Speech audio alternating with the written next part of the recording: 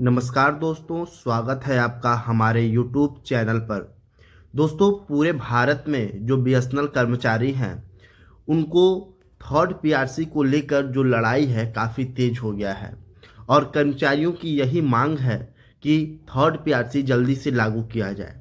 और इसी के क्रम में पूरे देश में कई सर्किल में बीएसएनएल कर्मचारी हर जगह मीटिंग कर रहे हैं, अधिकारियों से बात कर रहे हैं, साथ ही साथ जो सरकार है, सरकार की जो मंत्री हैं उनसे मिल रहे हैं और उनके ऊपर दबाव डाल रहे हैं कि BSNL third PRC, veg revision और जो पेंशनर का मुद्दा है उसको जल्दी से जल्दी फाइनल किया जाए।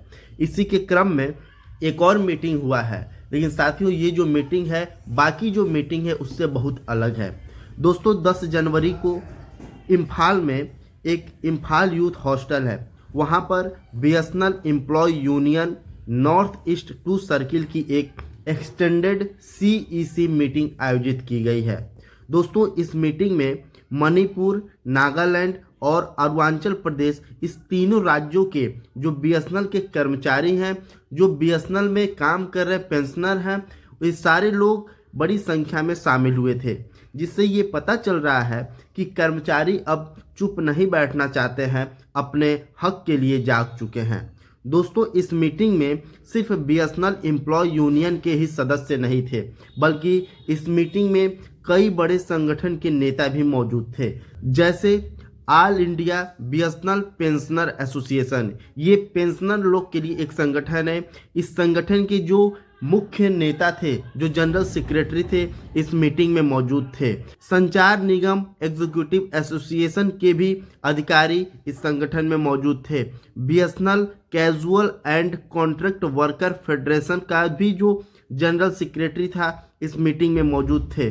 Centre of Indian trade union के जो जनरल सेक्रेटरी हैं ये भी इस मीटिंग में मौजूद थे। यानी दोस्तों, जो बड़े बड़े ट्रेड यूनियन हैं, उस ट्रेड यूनियन के जो मौजूदा जो जनरल सेक्रेटरी हैं ये भी इस मीटिंग में उपस्थित थे।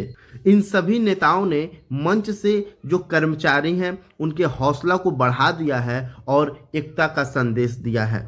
इससे साफ पता चलता है कि थर्ड पीआरसी की जो लड़ाई है सिर्फ कर्मचारियों की लड़ाई नहीं है, बल्कि जो पेंशनर हैं और जो मजदूर वर्ग हैं उनका भी एक लड़ाई है।